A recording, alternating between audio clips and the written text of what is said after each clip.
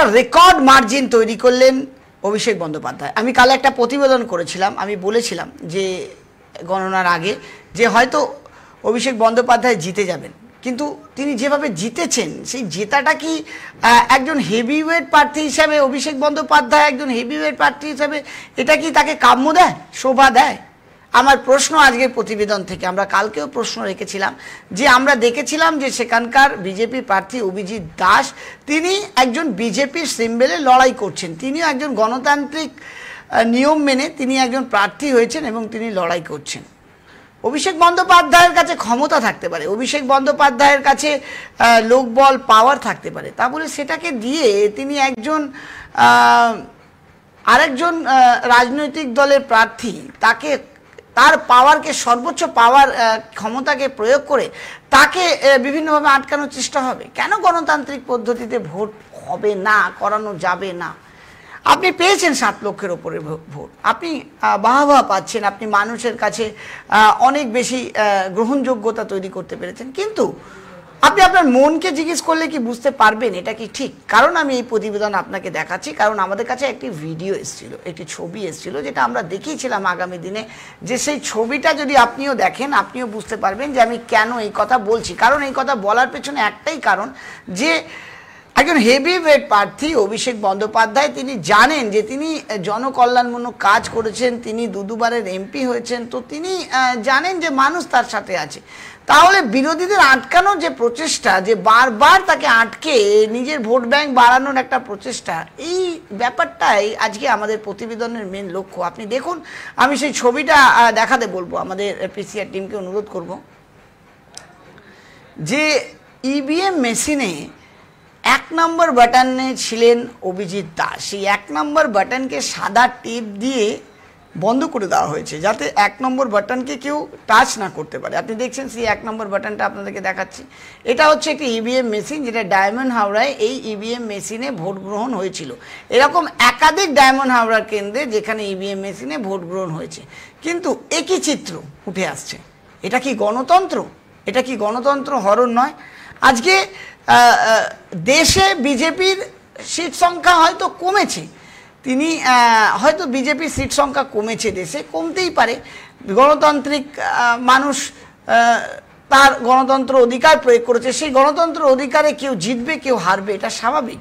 কিন্তু তা বলে আমার সর্বোচ্চ শক্তি প্রয়োগ করে আমি গণতন্ত্রকে মানুষের কাছে, মানুষের রায়কে আমি গ্রহণ করব না, আমি সবসময় আমি এগিয়ে থাকবো, আমি সবসময় গণতন্ত্রের এই ভোটাধিকারকে নিছক একটা বুড়ো আঙুল দেখিয়ে শুধুমাত্র নিজের ক্ষমতার জোরে আমি সবসময় জয়লাভ করব, বড় সিট পাবো, এটাই কি গণতন্ত্রের একমাত্র, এটাই কি গণতন্ত্র রক্ষা করা বলে? একেই কি গণতন্ত্র রক্ষা করা বলে? কারণ আমি যে ছবিটা আপনাকে দেখাচ্ছি, এই ছবিটাতে আবারও বলছি 1 নম্বরে বিজেপি প্রার্থী অভিজিৎ দাস তার নাম রয়েছে, আপনি দেখছেন, কিন্তু সেখানে আপনি দেখতে পাচ্ছেন যে সাদা টেপ দিয়ে সেই বাটনটা বন্ধ করে দেওয়া হয়েছে যাতে 1 নম্বরে কেউ চাইলেও ভোট না দিতে পারে। ভোট আপনাকে 2 নম্বরের পর থেকে দিতে হবে। তাহলে এর জন্যই কি অভিষেক বন্দ্যোপাধ্যায় 7 লক্ষের ব্যাপক মার্জিনে তিনি জিতেছেন? আমরা কোন রাজ্যে বাস করছি আমাদের প্রশ্ন হচ্ছে সেটা। আজকে মমতা বন্দ্যোপাধ্যায়ের সরকার, আজকে তৃণমূলের সরকার আজকে 29টা আসন পেয়েছে, 29টা আসন পেয়েছে, মানুষের রায় পান না। আপনারা এইভাবে যদি ইভিএম মেশিনের যদি বাটনকে যদি এইভাবে আপনারা বন্ধ করে দেন, তাহলে কিভাবে মানুষ তার গণ অধিকার প্রয়োগ করতে পারবে বলুন তো? আমি জনগণের কাছে প্রশ্ন রাখছি, কিভাবে কেউ তার মতাধিকার প্রয়োগ করতে পারবে? মানে আপনি জোরপূর্বক আপনাকে 2 নম্বরের ভোট দিতে হবে, আপনি 1 নম্বরে ভোট দিতে পারবেন না, যেহেতু আমার ভয় আছে 1 নম্বরের প্রার্থীর ওপরে যদি আমার ভোট ভাগাভাগি হয়ে যেতে পারে, আমার ভোট সংখ্যা কমে যেতে পারে, আমি হেরে যেতে পারি, সেই আশঙ্কায় আমি 1 নম্বর বাটনে আমি সাদা স্টিকার মেরে দিলাম যাতে কেউ 1 নম্বরের বাটনটা ইউজই নাই করতে পারে। আবার তারপরে আমি বলবো যে আমি সর্বোচ্চ ভোটে জিতেছি। এটা একটা দেশের বা রাজ্যের একটা কলঙ্ক না? আজকে বিজেপি সরকার দু বছর আজকে রাজত্ব করেছে, দু বছর সরকার চালিয়েছে, কিন্তু বিজেপি সরকার চাইলে কি পারতো না? তাহলে কি এইভাবে জোরপূর্বক বলপূর্বক বিভিন্ন জায়গায় তার সিট সংখ্যা বাড়িয়ে নেওয়া, তার ম্যাজিক ফিগার 272-এর ম্যাজিক ফিগারকে ছুঁয়ে ফেলা? কিন্তু মানুষের রায়ের উপরে ভরসা রেখেছে। আজকে উত্তরপ্রদেশে যোগী সরকার আছে, বিজেপি ডবল ইঞ্জিনের সরকার আছে, সেখানে মানুষ 44টা আসন মতো বিরোধীদের দিয়েছে। তাহলে সেই 44টা আসনে ভোট হয়েছে বলে তো বিরোধীরা সেখানে আসন পেয়েছে। যদি ভোট হতেই না দিত, ভোট যদি না হতো, তাহলে কী করে 44টা আসন পেত? আর যদি জানতো যে বিজেপি আমাদের উত্তরপ্রদেশটার মেইন জায়গা, যেখান থেকে বিজেপি সরকার করতে পারবে কিনা এই উত্তরপ্রদেশে নির্ভর করছে, তাহলে উত্তরপ্রদেশকে যদি যেভাবে বাংলায় ভোট হয়েছে সেভাবে উত্তরপ্রদেশে ভোট করানো যেত, তাহলে কি বিজেপি ওখানে কি ভোট, তাহলে কি ওখানে বিরোধীরা জিততে পারতো, অখিলেশ যাদব জিততে পারতো? গণতন্ত্রে মানুষ গণতন্ত্র অধিকার প্রয়োগ করবে, সেখানে কেউ জিতবে কেউ হারবে। যদি মানুষ আমাকে ভালোবাসে আমি থাকবো, মানুষ না ভালোবাসলে আমি চলে যাব। কিন্তু মানুষ ভালোবাসুক বা না বাসুক আমাকে থাকতে হবে এই পরিকল্পনা নিয়ে। যেহেতু আমার হাতে পাওয়ার আছে, আমার হাতে পুলিশ আছে, আমার হাতে এই মুহূর্তে ক্ষমতা রয়েছে, তাই আমার ক্ষমতার সর্বোচ্চ বল প্রয়োগ করে বিরোধীদের আমি মাথায় তুলতে দেবো না। এমন একটা প্রচেষ্টা বারংবার রাজ্যের তরফ থেকে উঠে আসছে, এবং তারই একটা নিদর্শন আপনি ইভিএম মেশিনটা দেখতে পাচ্ছেন। কেন 1 নম্বর বাটনে আপনি সাদা টেপ মেরে দেবেন? আমার প্রশ্ন থাকছে আজ। যদি আমাদের প্রতিবেদন যারা দেখছেন, আপনারাও অবশ্যই আমার সাথে একমত হবেন। যদি আপনাদের কোনো মতামত থাকে অবশ্যই আমাদের কমেন্ট করে জানাবেন। কারণ এই 1 নম্বর বাটনটা সাদা টেপ মারার মানেটা কি? আপনি 7 লক্ষর ওপরে ব্যবধানে ভোটে জিতছেন, আবার আপনি বলছেন যে আপনার বিরোধী প্রার্থী, যে বিজেপির বিরোধী প্রার্থী, তাকে আপনি লোকে ভোট দিতে দেবেন না। সেই জায়গায় আপনি যেভাবে সাদা টেপ মেরে দিচ্ছেন। ডায়মন্ড হারবার একের পর এক বুথে এরকম ধরনের ঘটনা উঠে এসছে, ইভিএম এর উপরে এরকম সাদা টেপ মেরে দেওয়া হয়েছে।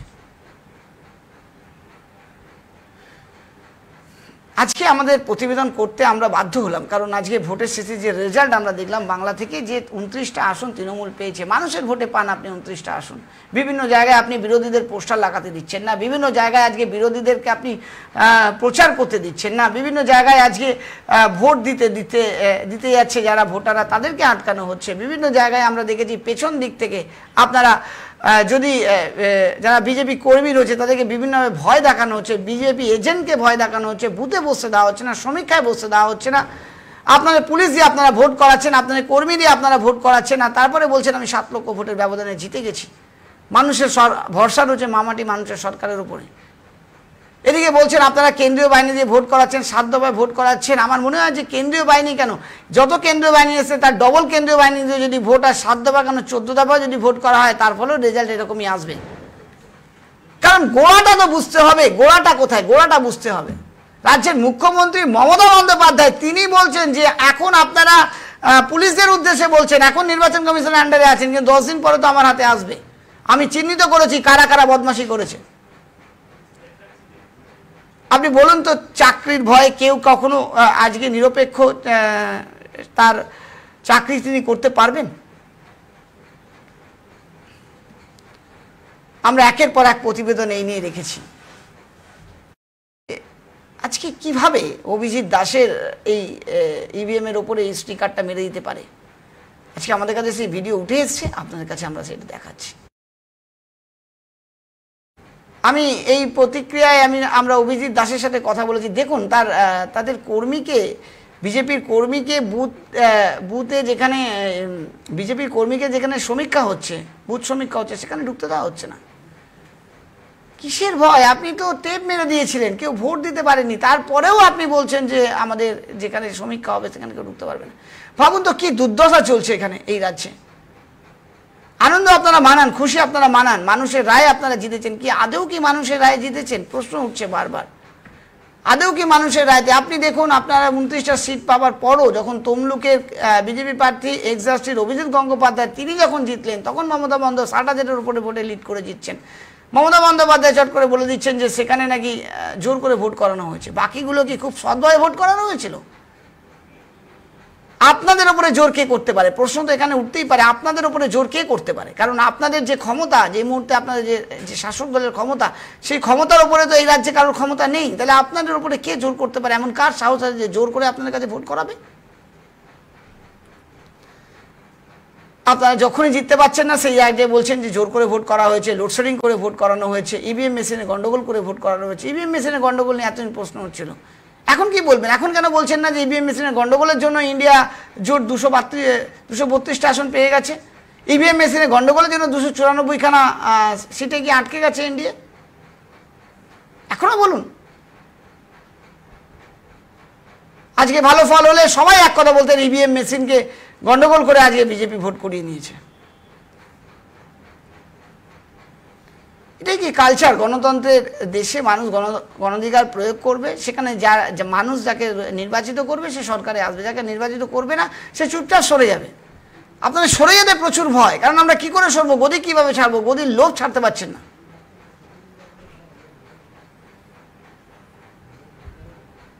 কি বলছেন অভিজিৎ দাস, ডায়মন্ড প্রার্থী, আপনাদের শোনাবো, শুনুন। ইলেকশন পিটিশন করবো, আমি হাইকোর্ট যাবো, সুপ্রিম কোর্টে যাবো, আমার কাছে পুরো এভিডেন্স আছে।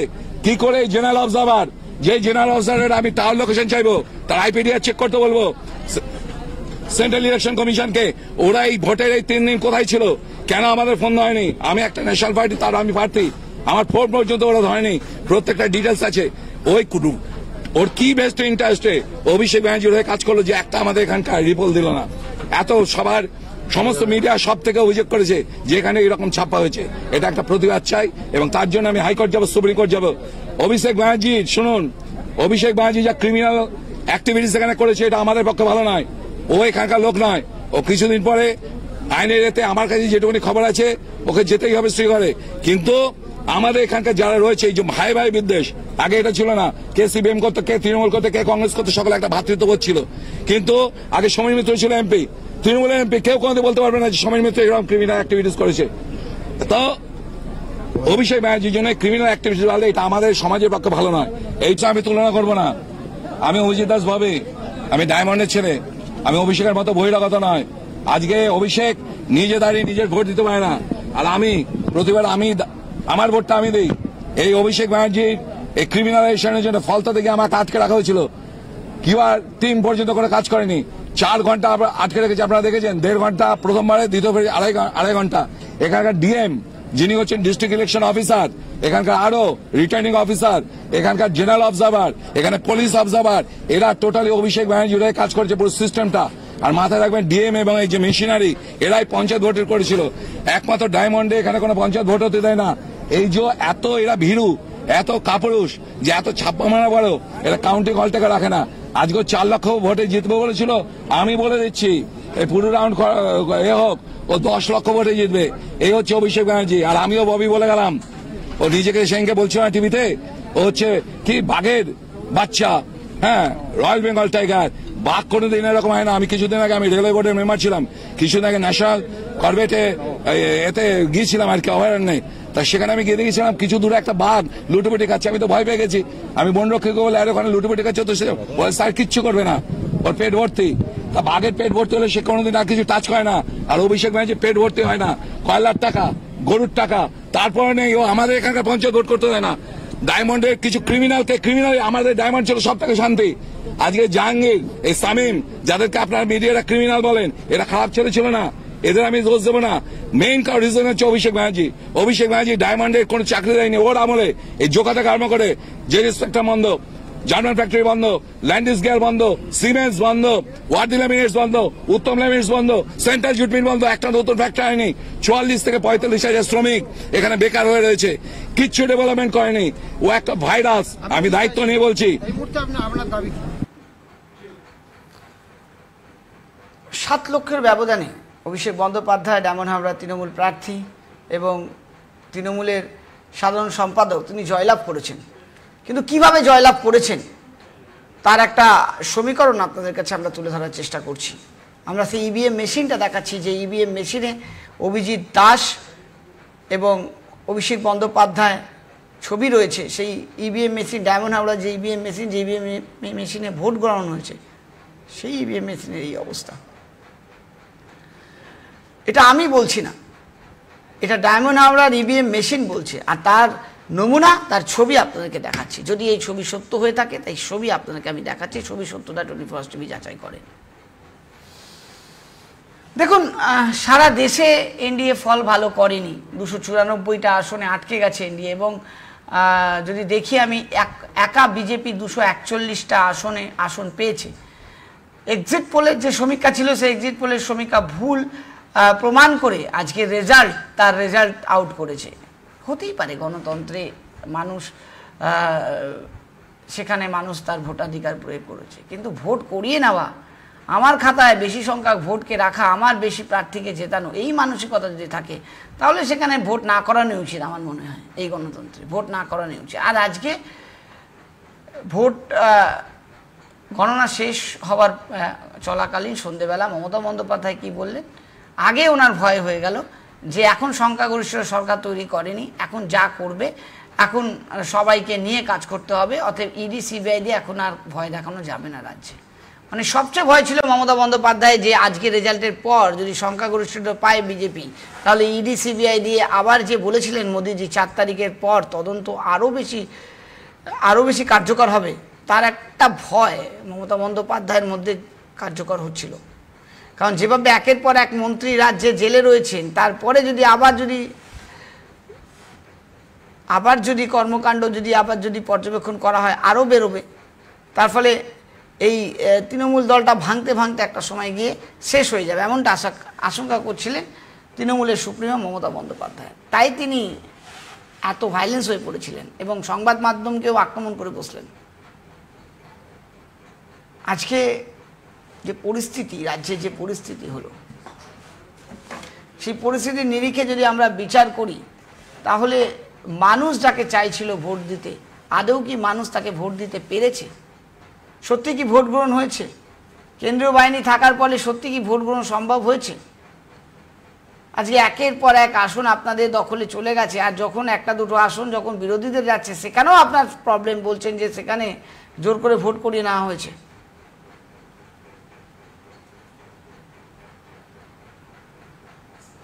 একটা প্রতিবেদন আপনাদের কাছে আমরা রাখার চেষ্টা করলাম। এই প্রতিবেদন দিয়ে আপনাদেরকে আমরা বোঝানোর চেষ্টা করছি যে ইন্ডিয়া 294টা আসন পেয়েছে, ইন্ডিয়া 232টা এবং আদার 17টা। এই ফিগারে এখনো পর্যন্ত বিজেপি কিন্তু সংখ্যা গরিষ্ঠ রয়েছে এবং বিজেপি সরকার করবে। কিন্তু সেই জায়গায় দাঁড়িয়ে বিরোধীদের বারংবার বৈঠক, বারংবার এই বিভিন্ন পার্টিগুলোকে এক জায়গায় করে তাদেরকে একত্রিত করে সরকার তৈরি করার একটা প্রচেষ্টা। আপনার মনে হয় এই এতগুলো পার্টি যদি মিলে সরকার তৈরি করে সেই সরকার আদৌ কি টিকবে? একটা সংখ্যাগরিষ্ঠ সরকার আর একটা জোট সরকারের মধ্যে পার্থক্য আছে কি না? যখন একটা সংখ্যাগরিষ্ঠ সরকার সে চাইবে তার নিজের মতো ডিসিশন নিতে পারবেন, তিনি দেশের সার্বভৌমিক উন্নতির জন্য নিজেকে সেইভাবে প্রিপেয়ার করতে পারবেন। কিন্তু এখানে যে ছবি উঠে আসছে এখানে তো কোনো দিনই করতে পারবে না বিজেপি, যতই কেন্দ্রীয় বাহিনীর আসুক আর যত দফাতেই ভোট হোক। কারণ ভোট তো আগেই ডিসাইড হয়ে যাচ্ছে কে কটা ভোট পাবে, কিভাবে কে কটা ভোট দেবে, কারা কারা ভোট দিতে যাচ্ছে, তারা কাকে ভোট দিতে পারে। যারা আমাদের ভোট দিচ্ছে না তাদের ভোট পরবর্তীতে হিংসা করা, তাদেরকে মারধর করা, ঘরবাড়ি ভেঙে দেওয়া, এই পরিস্থিতিতে কোন কর্মী এখানে এসে ভোট দিতে আসবে বলুন তো? যে পরিস্থিতি, যে সম্ভাবনা তৈরি হয়েছে,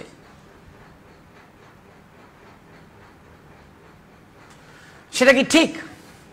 আজকে আমাদের এই প্রতিবেদন আপনাদেরকে আমরা দেখানোর চেষ্টা করছি। এই মুহূর্তে যা সমীক্ষা রয়েছে 543টার মধ্যে 294টা সিট এনডিএ পেয়েছে এবং একা বিজেপি 241টা সিট পেয়ে এই মুহূর্তে লড়াই ময়দানে রয়েছে। ইন্ডিয়া নো ডাউট ভালো ফল করেছে, 2019-এর তুলনায় কংগ্রেসের 99টা সিট বেড়েছে এবং ইন্ডিয়ার টোটাল জোট মিলে প্রায় 1,500-এর উপরে 150-র উপরে আসন, মাফ করবেন 150-র উপরে আসন বৃদ্ধি করাতে পেরেছে। এটা একটা ভালো সংকেত। কিন্তু সেখানে দাঁড়িয়ে বিরোধীদের আক্রমণ করা, বিরোধীদেরকে বারবার ছোট করা, হেনস্থ করা, এমনটা কিন্তু আমরা বারবার দেখতে পাই রাজ্য সরকারের তরফ থেকে। তার ব্যতিক্রম হলো না এখানে। আজকে আপনাদের বিরুদ্ধে, আপনাদের হয়ে কথা বললে সব ভালো হবে। আপনাদের বিরুদ্ধে যদি কোনো একটা কথা বলে ফেলে কোনো চ্যানেল, তখন থেকে সেই চ্যানেলকে বিভিন্ন রকমভাবে তাকে সন্দেহের চোখে দেখানো হয়। এখানে কোনো মিডিয়া, কোনো ব্যক্তি, কোনো আইনজীবী, কোনো জজ কেউ ছাড় পাবে না। হেন প্রকারে হোক জিততে হবে এবং তার জন্য যতটা পরিশ্রম দরকার, যতটা আমাদেরকে ম্যানিপুলেট দরকার সেটা আমাদের করে নিতে হবে। এমনটাই একটা প্রতিবেদন আপনাদের কাছে আমরা রাখার চেষ্টা করলাম। দর্শক বন্ধুদের কাছে আবেদন করব, কি বলবেন দর্শক বন্ধু আমাদের এই প্রতিবেদন থেকে অবশ্যই কমেন্ট করে জানাবেন। আপনি দেখতে পাচ্ছেন সেই ছবি আপনাদেরকে আমরা তুলে ধরার চেষ্টা করছি, যেই ছবিতে অভিজিৎ দাসের ইভিএম মেশিনে তার নামের পাশে সাদা স্টিকার দিয়ে ঢেকে দিয়েছে, মানুষ চাইলেও বিজেপিকে ভোট দিতে পারবে না। বাইরে থেকে তো আলাদাভাবে শাসানো হচ্ছে, কিন্তু যখন ভোট গ্রহণ করতে আসছেন, যখন ভোট দিতে যাচ্ছেন, তখনও কিন্তু ভোটের বাক্সে গিয়ে যখন ভোট দিতে, তখনই যখন ছবি দেখতে পাচ্ছেন। একটা সাধারণ মানুষের পক্ষে কি সম্ভব সৌমেন্দু অধিকারীর বিরুদ্ধে লড়াই করা?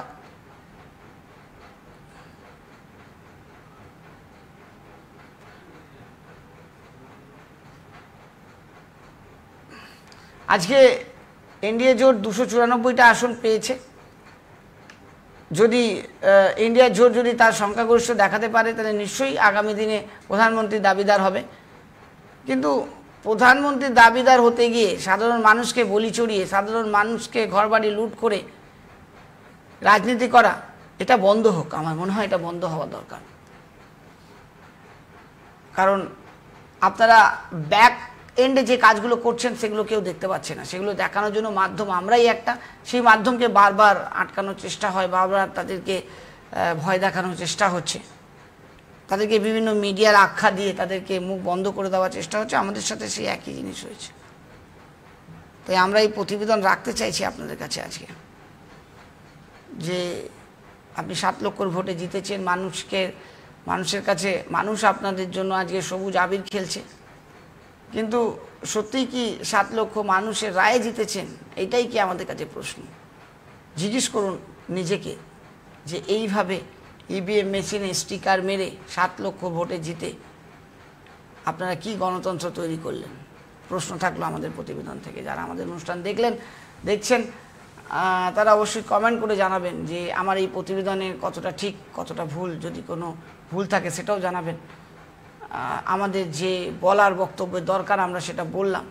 আজকে এই ব্যাপক জয়ের মধ্যেও আমাদের বলতে কোনো অসুবিধা নেই। কোনো স্ট্রিম মিডিয়া হয়তো এই ব্যাপারটা বলতে পারবে না বা দেখাবে না যে অভিজিৎ দাসের ইভিএম মেশিনকে এইভাবে বন্ধ করে দিয়ে 7 লক্ষ ভোটে জিতে আছেন।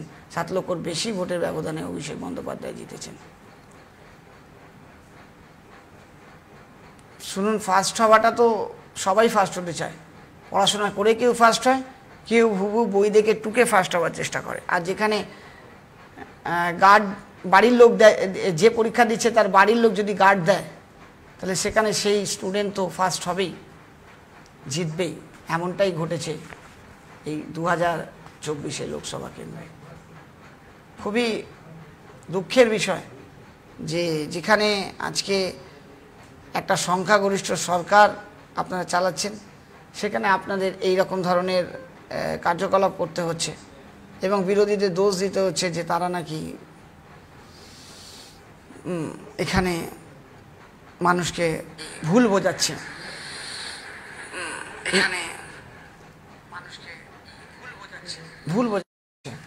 আমার প্রশ্ন হচ্ছে বারবার কেন বিরোধীদের আক্রমণ করা হবে? আমার প্রশ্ন হচ্ছে বারবার কেন বিরোধীদের আক্রমণ করা হবে?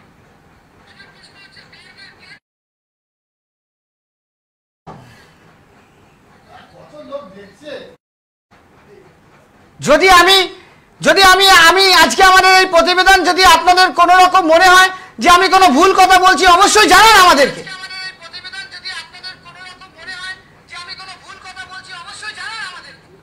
কারণ আজকে যে ঘটনা, যে সংখ্যাগরিষ্ঠতা পেয়েছে তৃণমূল সরকার, আমরা মানুষের রায়কে স্বাগত জানাই এবং আমরা এটা বলতে পারি যে মানুষ আপনাদেরকে ভোট দিয়েছে না আপনারা ভোট করিয়ে নিয়েছেন। যদি আমি বলি যে আপনাদেরকে মানুষ ভোট দিয়েছে, মানুষের ভোটে আপনারা জিতেছেন, আপনারা মানুষের ভোটে আজকে আপনারা সবুজ আবির খেলছেন, আজকে দিকে দিকে আপনারা আনন্দ উৎসব পালন করছেন, তাহলে এটা কি? আমার প্রশ্ন হচ্ছে এটা কি? তাহলে ইভিএম মেশিনের 1 নম্বর বাটনে যে স্টিকার মেরে আপনারা যে আজকে ভোটে 7 লক্ষর ব্যবধানে জিতলেন, সেই জেতাটা কি গণতন্ত্র রক্ষা করা হলো? কেউ বলতে পারবে না। ব্যাপক মার্জিনে জিতেছেন, ব্যাপক আপনাদের কর্মীরা রয়েছে, ব্যাপক জায়গায় আপনাদের সমর্থক রয়েছে, কেউ বলতে পারবে না। বললে তাকে দবিয়ে দেওয়ার একটা প্রচেষ্টা, তাকে আটকে দেওয়ার একটা প্রচেষ্টা।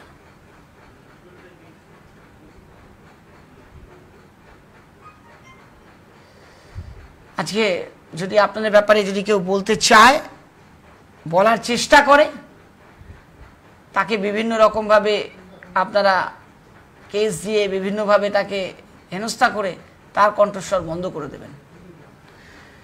কিন্তু কতদিন এই প্রশ্ন থাকছে, কতদিন এটা হবে?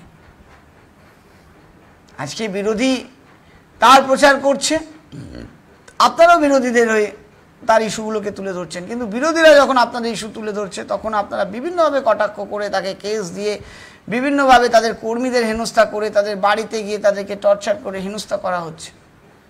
এরকম ঘটনা শুধু স্ট্রিম মিডিয়াও দেখিয়েছে, বিভিন্ন জায়গায় দেখিয়েছে।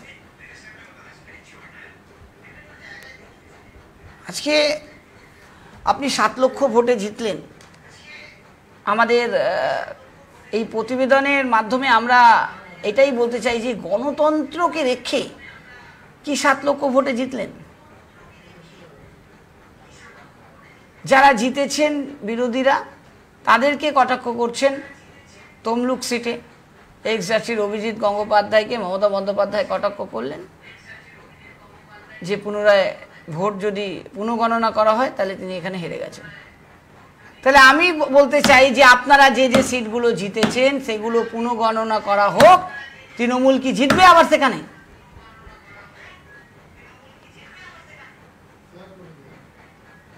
জিতবে কি সেখানে তৃণমূল? যদি হ্যাঁ হয় তাহলে তমলুকের সিটেও তাহলে হ্যাঁ, আবার যদি পুনঃগণনা হয় তাহলে বিজেপি জিতবে। জিতেছে সেই সিটটা, 12টা সিট যদি জিতেছে, মানুষের রায় জিতেছে 12টা, 18 থেকে কমে 12টা হয়েছে, মানুষের রায় দিয়েছে 12টা হয়েছে। কিন্তু আপনি বলছেন আমি 7 লক্ষর ভোটে জিতে গেছি, ওপরের ব্যবধানে ভোটে জিতেছি, আর তার সেই কেন্দ্রে সেই ইভিএম মেশিনে 1 নম্বর বাটন, বিরোধীদের বাটনকে আপনি স্টিকার দিয়ে ঢেকে দিয়েছেন, আর বলছেন আমি 7 লক্ষ ভোটে জিতে গেছি, আমি 7 লক্ষ ভোটে এগিয়ে আছি, আমি মানুষের ভোটে জিতেছি, মানুষের রায়ে আমি এগিয়ে আছি। আমরা প্রশ্ন করব না? আমরা এই প্রশ্ন করব না? আমরা উত্তর চাইব না? কেন প্রশ্ন করব না? প্রশ্ন তো করব আমরা। প্রশ্ন করা আমাদের অধিকার, প্রশ্ন করা আমাদের অধিকার। আমরা জানতে চাইছি যে কেন ইভিএম মেশিনে সাদা স্টিকার দিয়ে আপনি ঢেকে দিলেন।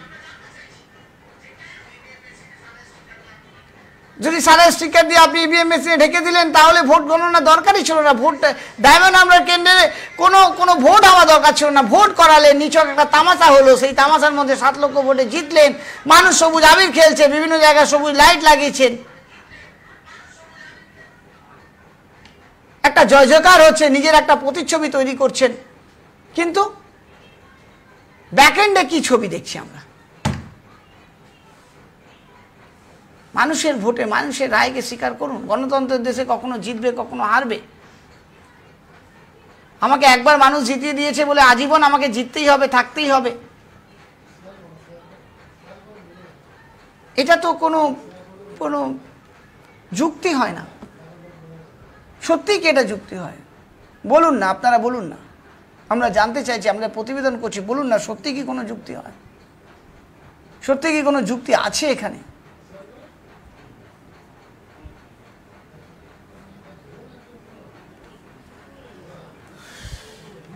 আপনি আগেই প্রেস কনফারেন্স করে বলছেন যে সংখ্যাগরিষ্ঠতা পায়নি, ইডি সিবিআই দিয়ে আমাদেরকে আর ভয় করা, আমাদের ওপরে আর টর্চার করতে পারবে না, ভয় দেখাতে পারবে না।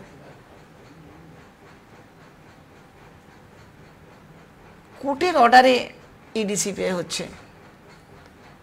আজকে যে দুর্নীতিগুলো রয়েছে সেগুলোর ওপরে ইডি সিবিআই হচ্ছে। সেখানে বলছেন যে এগুলো হচ্ছে বলে আমাদের জোট সরকার এই মুহূর্তে সংখ্যাগরিষ্ঠ সরকার করতে পারেনি, এগুলো আর হবে না। তাহলে আপনারা যা করবেন আপনার উপরে কেউ প্রশ্ন তুলবে না।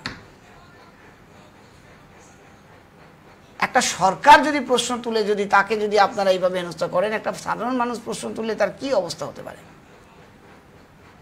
ভাবতে হবে। একটা সাধারণ মানুষ যদি প্রশ্ন তুলে কি অবস্থা হবে? আজকে ভাবুন না, আজকে যে দুর্নীতিগুলো সামনে এসছে যদি এই দুর্নীতিগুলোকে যদি সামনে না আনা হতো তাহলে কোনোদিনই তো সরকার শাসক দল তো বলতো না যে এই দুর্নীতিগুলো হয়েছে। দুর্নীতি হয়েছে সেখানে বলছে যে দুর্নীতি হয়নি, জোর করে দুর্নীতি চাপিয়ে দেওয়া হচ্ছে। আপনারা জানেন আজকে শেখ শাহজাহান জামিন পেয়ে গেছে।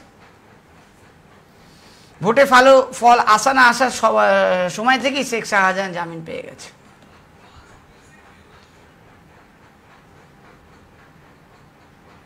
আর আপনারা বলছেন যে আমরা ব্যাপক ভোটে জিতেছি, ব্যাপক মানুষের রায়তে জিতেছি। তাই মানুষের ব্যাপক রায়তে জিতেছেন বলে কিভাবে জিতেছেন না, বিরোধীদের বাটনে সাদা স্টিকার মেরে দিয়েছেন আপনাদের সর্বোচ্চ পাওয়ার শক্তিকে প্রয়োগ করে, যেহেতু আপনারা ক্ষমতায় আছেন। তারপরে বলছেন আমরা ব্যাপক মার্জিনে জিতেছি। আর তারপরে যারা যারা বিরোধীরা ছিল, যারা যারা এই ভোট প্রচারে অংশগ্রহণ করেছিল, এতগুলোকে মেরেছেন, আটকেছেন, খুন হয়েছে। ষষ্ঠদাবাদ আমরা ভোটের আগে দেখেছি খুন হয়েছে। নন্দীগ্রামে একজন বিজেপি কর্মী খুন হয়েছে। তারপরে বলছেন কি যে আমরা 7 লক্ষের ভোটে জিতেছি, মানুষের রায়তে জিতেছি। আপনার মানুষের রায়তে জিতেছেন, এটা তো খুব ভালো কথা, কিন্তু কিভাবে জিতেছেন সেটা তো বললেন না। 7 লক্ষ ভোটে জেতার সময় যখন সার্টিফিকেটটা নিচ্ছিলেন তখন ইভিএম মেশিনের ছবিটা নিয়ে যেমন দেখিয়েছিলেন যে দেখুন মমতা বন্দ্যোপাধ্যায় কে, যে পার্টি আপনাকে, যে পার্টির সর্বোচ্চ নরেন্দ্র মোদী মমতা বন্দ্যোপাধ্যায়কে হাত জোড়ে নমস্কার করে, সেই পার্টির আর যে আপনাকে টিকিট দিয়েছে তিনি আপনি জিজ্ঞেস করছেন যে মমতা বন্দ্যোপাধ্যায়কে। তাহলে আমাদেরও তো প্রশ্ন, আপনি ইভিএম মেশিনের ছবিটাকে প্রিন্ট আউট করে এটা নিয়ে আপনি একদিকে ইভিএম মেশিনের এই ছবিটা প্রিন্ট আউট করে রাখতেন, একদিকে জেতার সার্টিফিকেটটা নিতেন, ভালো হতো না? এটা তো হলো না তো সেরকম। শুধু 7 লক্ষ ভোটে জিতলেন, মানুষ সেটা জানলো, কিন্তু কিভাবে জিতলেন, কেন জিতলেন, কিভাবে এত ব্যবধানে জেতা সম্ভব হলো, মানুষের এত ভালোবাসা কিভাবে উঠছে পড়লো যে আপনি ডায়মন্ড হাবড়া এমন কাজ করেছেন যে মানুষ আপনাকে, সমস্ত মানুষ একত্রিত আপনাকে ভোট দিয়েছেন। গণতন্ত্রের হরণ হয়েছে।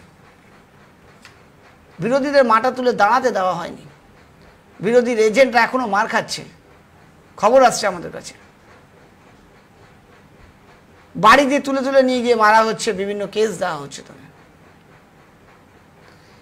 এই গণতন্ত্রের চেহারা, এই গণতন্ত্রের পরিস্থিতি আমরা দেখছি, আপনাদেরকে দেখাচ্ছি। তবে আমাদের প্রতিবেদন থেকে আমরা আবারও বলছি, বারবার বলবো, বারবার বলছি যে কেন এই রকম ধরনের গণতন্ত্রকে, এই ছবি কেন দেখতে হবে।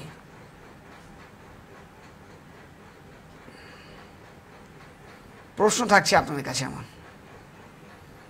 অভিনন্দন আপনাদের, এতগুলো ভোটে আপনারা জিতেছেন, কিন্তু যে প্রক্রিয়ায় জিতেছেন তার জন্য ধিক্কার আমাদের। যে এইভাবে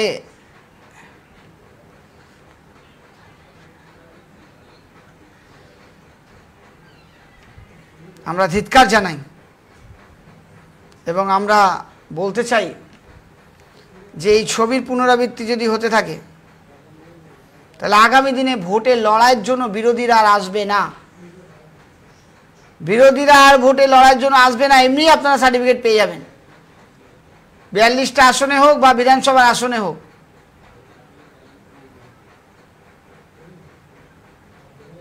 এমনি আপনারা সার্টিফিকেট পেয়ে যাবেন, আপনাদেরকে আর লড়াই করতে হবে না। খুব দুঃখের বিষয় আজকে যে ঘটনা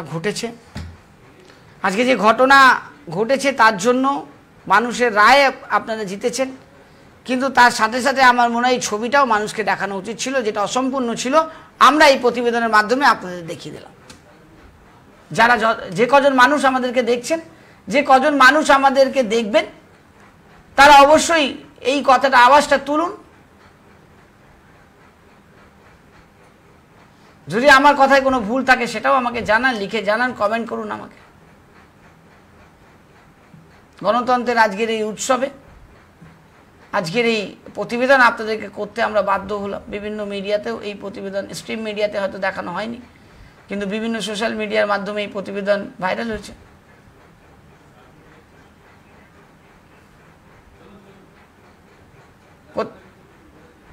প্রতিবেদন ভাইরাল হয়েছে। আমরা আগেও প্রতিবেদন করেছি, কালকেও আমি বলেছিলাম যে আপনি হয়তো জিতে যাবেন, কিন্তু এই কলঙ্কটা কিভাবে নেবেন? কেউ আওয়াজ তুলবে না, কেউ আওয়াজ তুলতে পারছে না, কারণ আওয়াজ তুললে আওয়াজকে দবিয়ে দেওয়ার একটা প্রচেষ্টা আমরা দেখছি বিভিন্ন জায়গায়। খুবই দুঃখের সাথে আমরা বলছি যে গণতন্ত্র এইভাবে যদি হরণ হয়, লুণ্ঠন হয়, গণতন্ত্র যদি এইভাবে ভর্ষিত হয়, তাহলে একদিন মানুষ নিশ্চয়ই এর বিরুদ্ধে কথা বলবে। কিন্তু যেদিন মানুষ বিরুদ্ধের কথা বলবে, সেদিনকে আর কিছুভাবে আটকানো সম্ভব হবে না।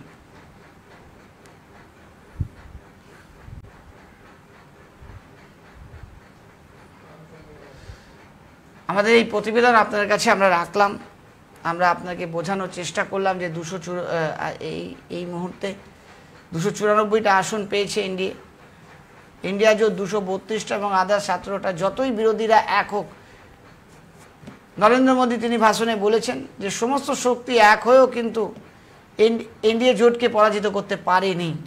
এখনো পর্যন্ত সমীকরণে প্রধানমন্ত্রী হতে চলেছেন নরেন্দ্র মোদী। ইন্ডিয়া জোট এবং মমতা বন্দ্যোপাধ্যায়ের প্রচেষ্টা প্রধানমন্ত্রী নরেন্দ্র মোদীকে আটকাতে পারেনি। সমীকরণ যদি কিছু চেঞ্জ হয় আগামী দিনে, তাহলে অবশ্যই সেটা পরিবর্তন হতে পারে, কিন্তু এখনো পর্যন্ত সমীকরণ যেটা দেখতে পাচ্ছি 294 যে সমীকরণ, সেখানে কিন্তু প্রধানমন্ত্রী নরেন্দ্র মোদী হতে চলেছেন তৃতীয়বারের জন্য। হয়তো কম মার্জিনে হচ্ছেন, একক সংখ্যাগরিষ্ঠতা করতে পারেনি বিজেপি, কিন্তু সরকার করছে বিজেপি। আমার প্রশ্ন একটাই, যে এই যে ছবি আপনাদেরকে আমরা দেখাচ্ছি, এই ছবি আমাদের কাছে বহু কষ্টে আমরা পেয়েছি, আমরা তার সত্যতা যাচাই করিনি, কিন্তু ছবি দেখা মুহূর্ত আমাদের মনে হয়েছে এই প্রতিবেদন আপনাদের কাছে তুলে ধরা দরকার, তাই আপনাদের কাছে প্রতিবেদন রাখলাম। উত্তরটা আপনারা দেবেন অবশ্যই। সঙ্গে থাকুন, দেখতে থাকুন 24 আওয়ার্স টিভি। নমস্কার।